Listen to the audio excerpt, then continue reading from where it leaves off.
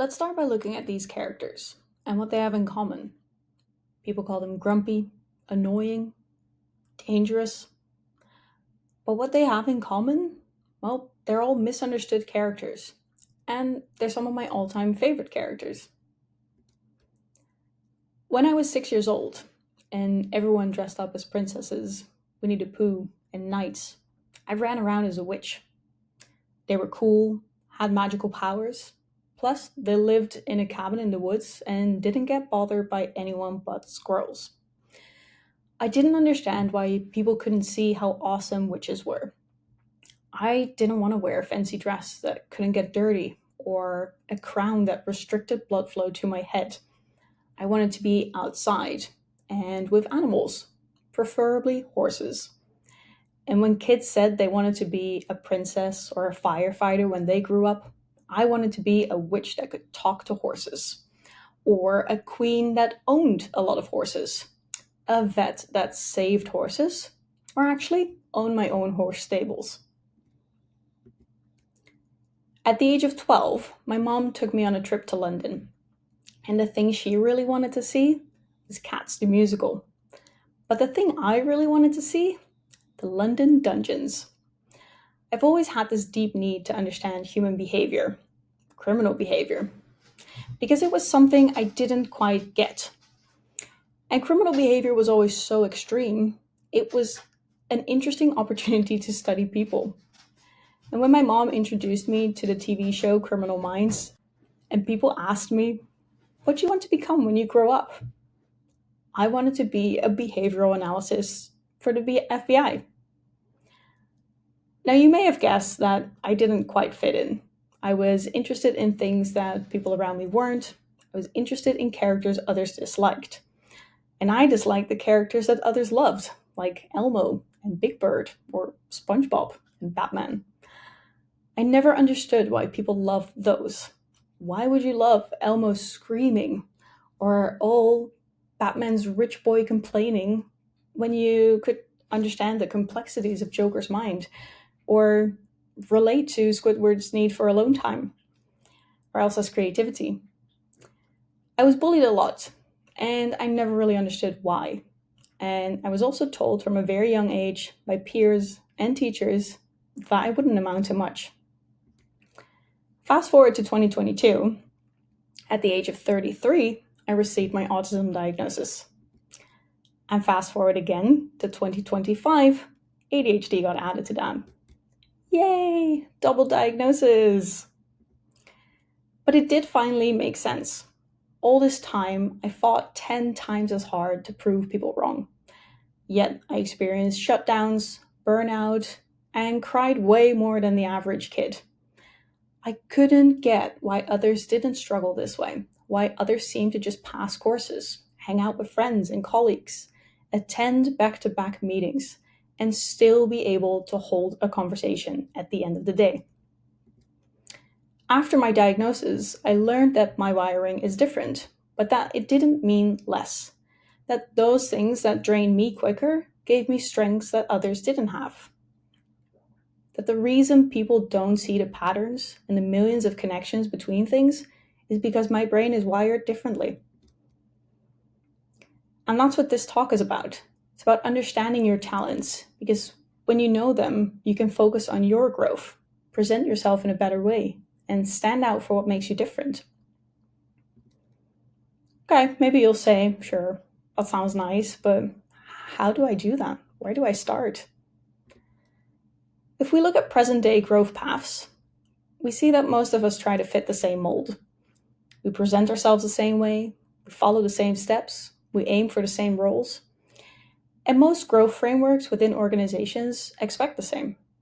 Tidy ladders, same steps, same timing for everyone. But real growth doesn't work like that. Just because you did UX for 5 years does not equal you are a meteor, or at least it shouldn't be. And it's not like I'm making up a new theory here. Psychologists and educators have known this for forever. Learning theories show that growth isn't linear, it's a continuous cycle. Experiential learning, as shown here, is a process of acquiring knowledge, skills, and attitudes through direct experience and thoughtful reflection on those experiences. Behavioral theories show people grow in cycles and in bursts. Behaviorism, for example, proposes that development is shaped by environmental interactions, learning through conditioning via reinforcement and punishment, and observable behaviors rather than internal thoughts. Or this one, social learning theory, which states that people learn new behaviors, attitudes, and emotional reactions by observing and imitating others. So, if learning and development happens in loops and cycles and bursts, it's a bit weird that as soon as we start working in the field, it becomes a ladder. And for neurodivergent people like me, and likely many of you out there, learning happens even more differently. And the spiky profile is one interesting way to show this. Everyone has uneven strengths and struggles. That's the line in the middle. But for neurodivergent people, the spikes are sharper, very strong abilities in some areas, and big challenges in others. For me, this means I can hyper-focus and get 8 hours of work done in 2 hours, but then also stare at the ceiling for the next 6. So a ladder and trying to squeeze everyone into the same flat path, that's where we lose talent and quality output. So now you might think, okay, it's starting to make sense, but now what? When I was looking at this problem and trying to find solutions, I went to what I know and love, which is video games. In games, you have a hero. They have to grow from being barely able to hold their own to someone saving the world. But no matter who the hero is, all games progress through the same story. And even though each hero experiences it differently, everyone has to achieve the same goal. To show this progression and to give the player autonomy to experience games in their way, many games use these things called skill trees. And for those of you that don't play games, a skill tree is basically a visualization of your character's growth choices throughout the game. The hero's growth starts from the same core, but it branches out differently as they grow and develop and make choices on where to specialize or branch out when it comes to their skills they need to get through the game. So now we know that learning and growth aren't linear, and freaking game characters are able to benefit from diverse paths. Why can't we? Okay, education, psychologists, and games, they all show that diverse growth and development is possible. So in my personal quest of finding a solution for this problem, this question arose. How do we apply the concept of diverse growth of game characters and apply it to the real world? We've learned that learning happens in cycles, in bursts, and in loops. You learn about something new, you experiment, experience, and reflect on that. You experience positive, negative reinforcement, support or no support, and you keep going in this cycle to keep learning and growing. Growth is not something you do overnight. You don't just pick up skills and master them in your sleep. Learning is complex. And skill development is complex. You need foundational knowledge, being able to remember that knowledge, before you can bring it to practice and apply it. And you can only evaluate the impact you've made after you've created solutions by applying that knowledge into practice.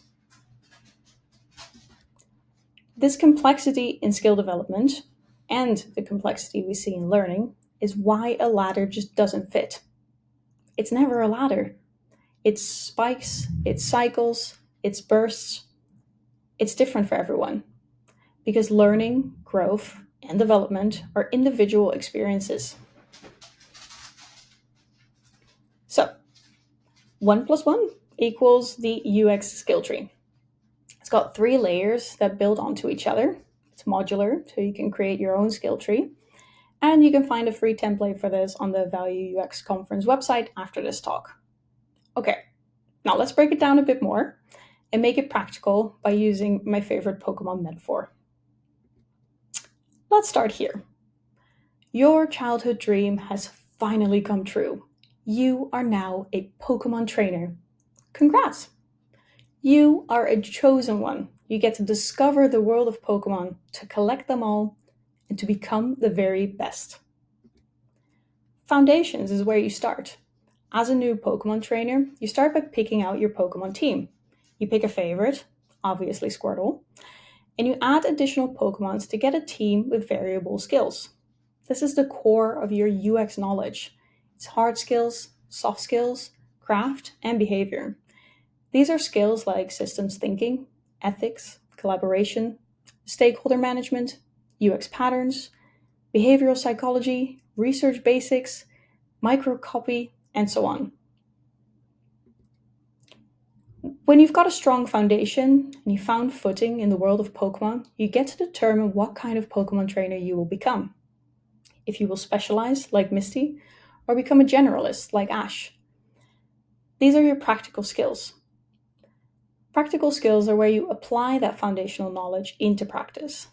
These are mapped on your organization's UX process. In my example, it's the double diamond, but it could be any UX process your organization follows. It allows you to map your skills across the full UX cycle and make it relevant for where you work. These are skills like mixed methods research, triangulating data sources, strategic alignment with business goals and roadmap prioritization, skills like co-creation, wireframing, narrative design, and so on. These are the practical skills that you can only successfully do when you have a strong foundation in UX.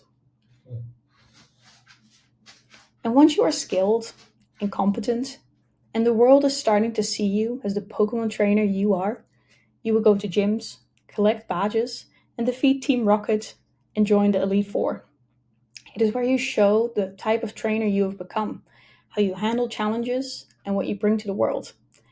It is where you can not only say you are a Pokemon trainer, but also know why you are the very best. This is the impact layer. You grow towards this. This one doesn't happen overnight. It's where you show how your work shapes business outcomes, improves user experience, even influences society and your colleagues. It comes later, but it's the fruit of your growth. These are skills like diversity testing, ethical design, learning experience design, conversion, retention design, organizational culture, change management, design ROI, and so on. It's the skills you need to evaluate whether your work is valuable and impactful in the right way, and innovate or create new and impactful solutions.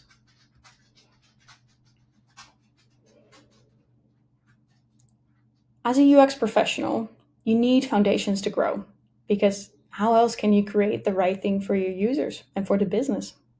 But based on your skills, your talents, your desire for growth, you become your own UX professional. Or to stick with the metaphor, a unique Pokemon trainer. By figuring out your individual skill tree, you'll see that everyone brings something else to the table. It shows you the type of UX professional you are and where you can grow and make a difference. So what does it look like in practice? In games, I'm a powerful mage, or a stealthy rogue, or a raging barbarian. And in real life, I'm a UX manager with a strong background in UX research. Now, I have a modular skill tree to see my strengths, my talents, and my growth opportunities. It is my unique profile. So as you can see, the skill tree is not just a fun concept, just because I like games. The skill tree allows for critical self-reflection and career direction, especially in this day and age. You can use it in regular conversations with your manager to talk about your growth in a way that's focused on strengths and opportunities. It allows the conversation to focus on you and you as part of the whole team, but not you in comparison to your colleagues. The skill tree is individual, just like learning, growth, and development are, and it's a great tool to use in performance evaluations and goal setting. And I can hear you thinking again, is my manager going to do this? And that is a great question, because managers come in many shapes and sizes, and not everyone finds it easy to talk to them. And honestly, not all of them are easy to talk to either.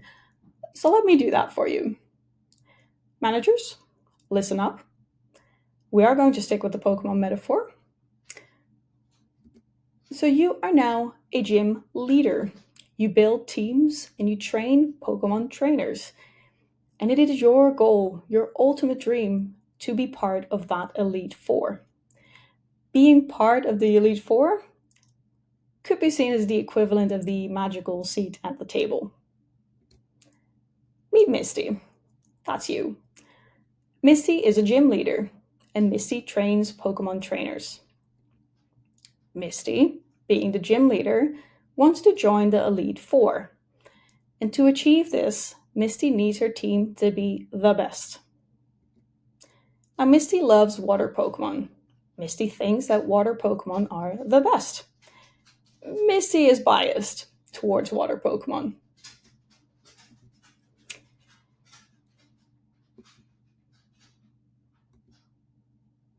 Misty needs a team to be strong enough to join the Elite Four. So Misty trains her team to become the best of the best. Since Misty thinks water Pokemon are the best, her team is trained on water Pokemon. Misty's team is not diverse. Misty's team also has many weaknesses. Her team would be easily defeated by grass type or electric Pokemon. Misty didn't look at her people. Misty looked at herself and her preferences, and she decided what her team needed to be. Misty will not join the Elite Four. She will not get a seat at that table. She will stay a gym trainer who loves water Pokemon. So you may think, yeah, I got it. Loving water Pokemon equals no seat at the table. Makes total sense. I can imagine that the metaphor may be a bit tricky for some, so I'm going to bring it back to reality. This is Frank. Frank loves people. He's an extrovert. He loves the spotlight and talking. His happy place is in front of senior management with a PowerPoint talking all about the amazing things he's done. Frank wants to be the very best, so the UX team that Frank manages needs to be the best. He's got his star player, and he's got the rest. Frank manages this team, and he wants them to be mini Franks, extroverted, loud, visible, confident. Elsa is a very talented but introverted artist. Frank tells Elsa to go in front of senior management and to be more like him. Less emotional, more bravado. Conceal it, don't feel it, don't let it show, he says. In front of senior management, her magic explodes. And the day after, she sends in her resignation. But Frank still has Oscar. Now Oscar, he's a UX designer. And Oscar likes being a UX designer. But because Elsa quit, Frank needs him to also be a UI designer, to make things look pretty. UX UI designer can be your role, Frank says. Oscar doesn't want to be a UI designer, and he especially doesn't want to be a UX UI designer. And also, Oscar's colorblind. Oscar silently quits.